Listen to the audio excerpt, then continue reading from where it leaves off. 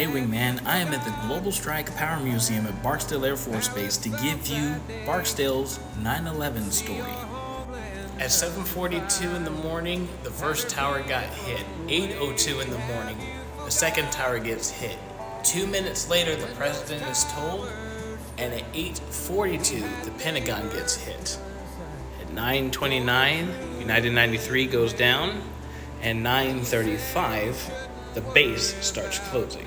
So during this time, the general of the base is having an exercise with the entire base. We're playing as if we are at war.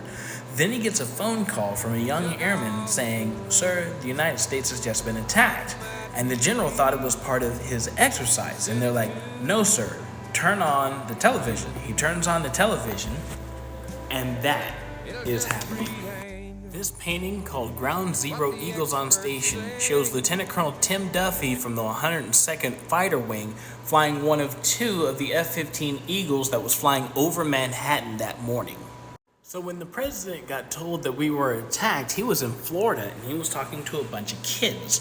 And despite what you see online, no, the book was right side up and he did finish reading to the kids. After that, he boards Air Force One and they just fly west because everything that's happening is happening north of them. The plan was to keep President Bush in the air because they had no idea what was going on the ground and they didn't want Air Force One being attacked. But President Bush said, "No, the American public needs to see my face and I need to reassure them." So they started looking for a suitable place for Air Force One to land.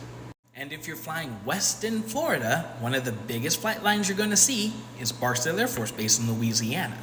So they decided to land here. So the second bomb wing commander at the time was General Bedke, and all of this is happening. He's like, "What the heck's going on?" And then here comes security forces members going, "Here's your pistol belt, sir, and here's your pistol." He's like, "What's going on?" And then he gets a phone call. "Sir, the president is on his way to your base." He's like, "I guess we're dealing with this now." 10:47 in the morning, President Bush lands at Barksdale Air Force Base, and all of this is happening. The gates are backed up, every vehicle's being searched, and everybody is just under scrutiny. So when the president got off the plane, he is met by Brigadier General Bedke, who is the 2nd Bomb Wing Commander, and Lieutenant General Keck, who is the 8th Air Force Commander. And basically in this photo, the president is going, "What are those down on the flight line?" And the generals are like, "Those are B-52s, sir. And they're ready and they're armed and they're ready to go at your command." And you could tell that the president was like, "No, we're not going to do that right now." So a little bit of a funny story during September 11th. So the president was about to speak in this room because he had been writing notes on Air Force One of his speech that he was going to give about the attacks.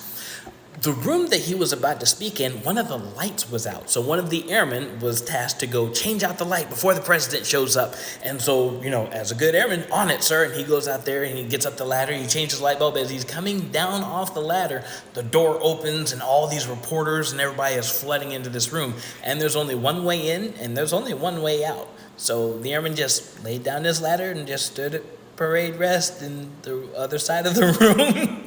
At 11:45, the president is giving his speech in one of the rooms at 8th Air Force, and these are all the people that are all taking the notes and everything, and there is that airman standing at parade rest in the back of the room. Notice the sheet of paper the president has.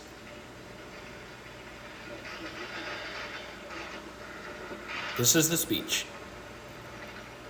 Freedom itself was attacked this morning by a faceless coward. And freedom will be defended. So if you ever come to Barksdale Air Force Base and you come to the Global Power Museum, you're able to see the relics that we have from that time.